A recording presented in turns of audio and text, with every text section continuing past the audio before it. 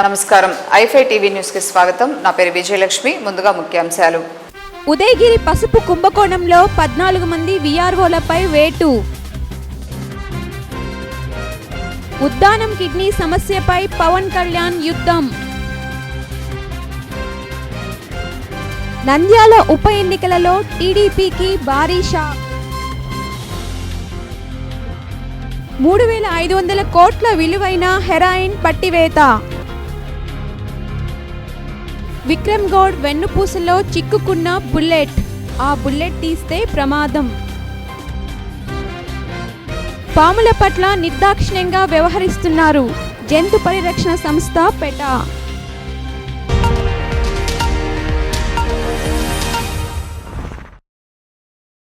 నెల్లూరు జిల్లాలో వెలుగు చూసిన పసుపు కుంభకోణ వ్యవహారంలో పలువురు అధికారుల పాత్రపై ప్రభుత్వం తీవ్రంగా స్పందించింది. పసుపు కొనుగోళ్ల వ్యవహారంలో ఉదయగిరి మార్కెటింగ్ అధికారులతో సహా పలువురు వీఆర్ఓల పాత్ర ఉందని విచారణలో తేలింది. ఇప్పటికే మార్కెటింగ్ అధికారులపై చర్యలు తీసుకున్న ప్రభుత్వ ఉన్నతాధికారులు తాజాగా వీఆర్ఓలపై కొరడా జులిపించింది. ఈ కుంభకోణంతో ప్రమేయమున్న 14 మంది వీఆర్ఓలను జిల్లా పాలనాధికారి సస్పెండ్ చేస్తూ ఉత్తర్వులు జారీ చేశారు. ఉదయగిరి, సీతారాంపురం, మర్రిపాడు, ఆత్మకూరు, వింజమూరు మండలాలకు చెందిన 14 మంది వీఆర్ఓలు సస్పెన్షన్కు గురయ్యారు. రాజకీయాలకు అతీతంగా ఉద్దానం కిడ్నీ బాధితుల సమస్యకు శాశ్వత పరిష్కారం చూపాలని అన్నారు జనసేన అధినేత పవన్ కళ్యాణ్. ఆదివారం విశాఖలో ఉద్దాన కిడ్నీ సమస్యలపై అధ్యయనం చేసిన వైద్యులు, హార్వర్డ్ యూనివర్సిటీ ప్రొఫెసర్లతో ఆయన సమావేశం అయ్యారు. ఈ సందర్భంగా పవన్ మాట్లాడుతూ తాను చేస్తున్న ఈ ప్రయత్నం ప్రజల కోసమే గాని రాజకీయాల కోసం కాదని స్పష్టం చేశారు. ఎంత పెద్ద ప్రయత్నమైనా చిన్న అడుగుతోనే ప్రారంభమవుతుంది. ఈ విషయంలో తనతో కలిసి సహకరించేందుకు వచ్చిన వారందరికీ కృతజ్ఞతలని అన్నారు. హార్వర్డ్ ప్రొఫెసర్లు చేసిన పరిశోధన వివరాలను సోమవారం ముఖ్యమంత్రి చంద్రబాబు నాయుడును కలిసి వివరిస్తానని పవన్ కళ్యాణ్ తెలిపారు. ఈ సమస్య పరిష్కారానికి అవసరమైతే ప్రతిపక్షం వైకాపా మద్దతు కూడా కోరుతానని, ప్రజల కోసం పనిచేయడానికి ఎవరు నాతో కలిసి వచ్చినా ఆహ్వానిస్తానని ఆయన పేర్కొన్నారు. కావాల్సింది మన తోటి మనుషులు బాధపడుతున్నప్పుడు, మన తోటి సమాజం బాధపడుతున్నప్పుడు మనం ఎంత చేయగలం, దీన్ని పొలిటికలైజ్ చేయకుండా దీనిని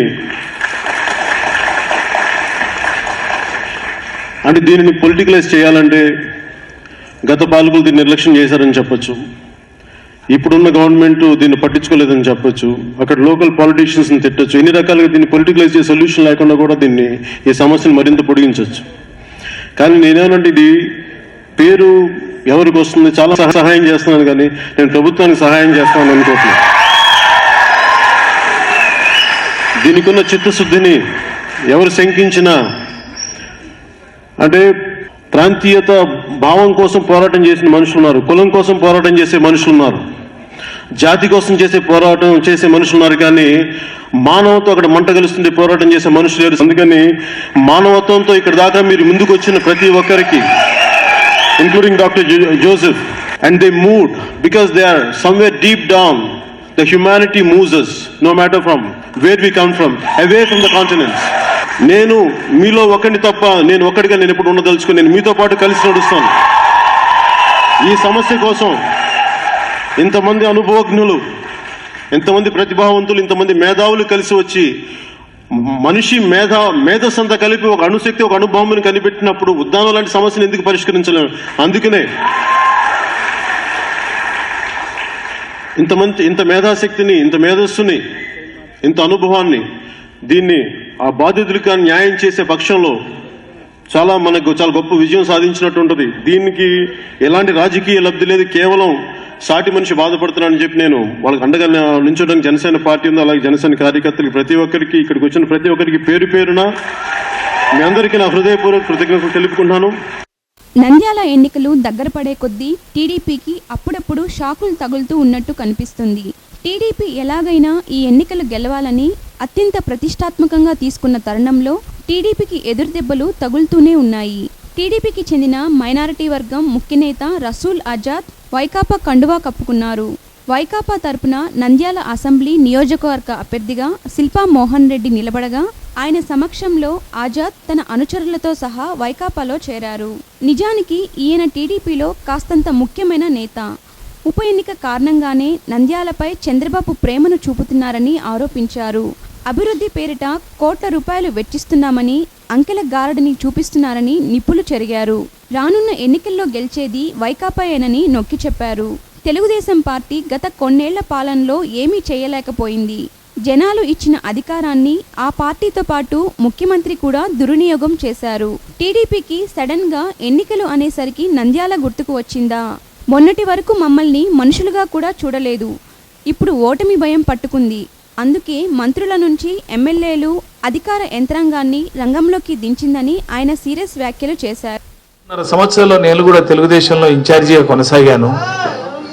ఎంతమంది మంత్రులు వచ్చారో ఒకసారి ఆలోచించుకోండి. నంద్యాలకు కనీసం 4 మంత్రులు కూడా రాలేదు. సంవత్సరానికి ఒకరు చొప్పున 4 కూడా రాలేదు. మరి 3.5 సంవత్సరాల్లో రాని మంత్రులు, 3.5 సంవత్సరాలు రాని ఎమ్మెల్యేలు, 3.5 సంవత్సరాల్లో ఒక్కసారి ముఖ్యమంత్రి గారు వచ్చారు. మరి అలాంటి పరిస్థితుల్లో మరి ఇప్పుడు అకస్మాత్తుగా గుర్తుకొచ్చింది. క్యాబినెట్ మొత్తమే ఇక్కడ ఉంటా ఉంది. మందేలే గుర్తుకు వస్తా ఉంది. ఇంకా వేరే పక్కన ఆర్లగడ్డ గుర్తుకు రావడం లేదు, బనగానపల్లె గుర్తుకు రావడం లేదు, శ్రీశైలం గుర్తుకు రావడం లేదు. వెడల్పు కార్యక్రమం మేము ఏదో బ్రహ్మాండంగా చేస్తున్నాం. నంద్యాలలో అభివృద్ధి 1200 కోట్ల రూపాయలు ఇవ్వబోతున్నాం. రేపొద్దున శిల్పామోహన్ రెడ్డి వస్తే ఆగుతుందేమో అని ఒక భయం సృష్టిస్తున్నారు. నేను ఆ నాయకులను ఒకటే ప్రశ్నిస్తూ ఉన్నా, ఒక్కసారి గవర్నమెంట్ జీవో ఇచ్చిన తర్వాత, ఫండ్స్ ఇచ్చిన తర్వాత వెనక్కి పోయే అవకాశం ఉందా? మా సొంత డబ్బులతో అంటే 250-300 కోట్లు ఖర్చు పెట్టైనా మీకు ఇల్లు కట్టిస్తానని మాట ఇచ్చారు. మాట నిలబెట్టుకోకుండా ఈరోజు మళ్ళీ అపార్ట్మెంట్లు ఇస్తామని చెప్పి మీరందరూ ఎస్ఆర్బీసీలో చూపిస్తే మీకు ఇచ్చిన అప్లికేషన్స్ ఎన్నయ్యాయి? ఈరోజు వరకు వచ్చినవి 1125 అప్లికేషన్లు వచ్చినాయి. 1125 అప్లికేషన్లు వస్తే కట్టడానికి ఎంత అవుతుంది? 70 కోట్లు అయితే సరిపోతుంది. 70 కోట్లకు సరిపోయేటువంటి డబ్బును 950 కోట్లకు ఇచ్చినామని లెక్క చెప్తున్నారు. సముద్ర మార్గం ద్వారా 1000 కిలోల హెరాయిన్ అక్రమంగా రవాణా చేస్తున్న ఓ వాణిజ్య నౌకను తీర ప్రాంత సిబ్బంది గుర్తించారు. 1500 కిలోల హెరాయిన్తో ఉన్న వాణిజ్య నౌక ఎంవి హెన్రీని గుజరాత్ తీరంలో ఆదివారం సిబ్బంది పట్టుకున్నారు. దీని విలువ 3500 కోట్ల వరకు ఉంటుందని అధికారులు తెలిపారు. గుజరాత్ తీర ప్రాంతంలో 3 రోజులుగా భద్రతా సిబ్బంది గస్తీ నిర్వహించారు. ఈ సందర్భంగా ఓ వాణిజ్య నౌక అనుమానాస్పదంగా ఉండటాన్ని గమనించిన అధికారులు దాన్ని పట్టుకుని పోరుబందర్కు తీసుకొచ్చారు. నౌక పనామాకు చెందిన ఎంవి హెన్రీగా గుర్తించారు. అయితే ఈ నౌక భారత జలాల్లో ఏం చేస్తుందా అన్న దానిపై ఇంకా స్పష్టత రాలేదు. మాజీ మంత్రి ముఖేష్ గౌడ్ కుమారుడు విక్రమ్ గౌడ్ వెన్నుపూసలో చిక్కుకున్న బుల్లెట్ని ఆపరేషన్ చేసి బయటకు తీయాలని ప్రయత్నిస్తే అది ప్రమాదమని వైద్య వర్గాలు తెలిపాయి. ఆయన ఆరోగ్యం నిలకడగానే ఉందని, కానీ ఈ బుల్లెట్ని తొలగించాలని చూస్తే వెన్నుపూస శాశ్వతంగా చచ్చుబడిపోవచ్చని అంటున్నారు. మెదడుకు రక్తాన్ని సరఫరా చేసే నరాలు దెబ్బతిని ప్రాణాపాయ పరిస్థితి తలవచ్చునని భావిస్తున్నారు. అటు కాల్పులకు ఉపయోగించిన గన్ కనబడకపోవడం వెనుక ఆయన భార్య షిఫాలి ప్రమేయం ఉండవచ్చా అన్న కోణంలోనూ పోలీసులు దర్యాప్తు జరుపుతున్నారు. ఈ దేశంలో పాముల్ని పూజిస్తారు. ముఖ్యంగా నాగుపాములకు భక్తితో పాలు సమర్పించుకుంటారు. నాగపంచమి వచ్చిందంటే చాలు పుట్టల్లో పాలు పోయడం, కోడిగుడ్లను వాటికి ఆహారంగా సమర్పించుకోవడం ఆనవాయితీ.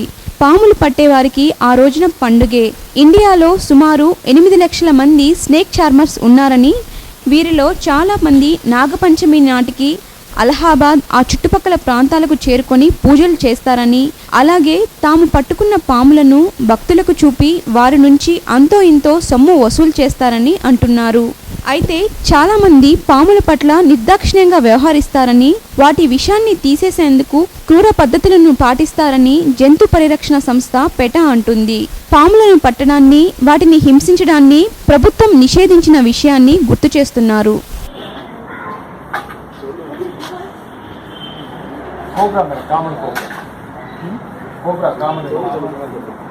So cobra, the viper, great common trait to the viper, the name South Indian. The name great common trait to the name viper, Rasul viper, with the name the South Indian. So now baby, only the full side. These are the poison only viper. The cobra.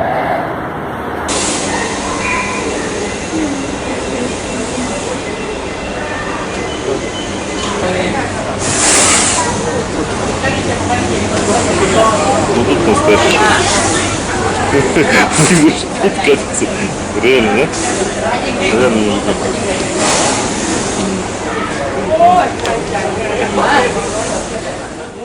ఈ వార్తలు ఇంతటితో సమాప్తం. తిరిగి ఐఫై TV న్యూస్లో కలుసుకుందాం. అందరికి సెలవు. నమస్కారం.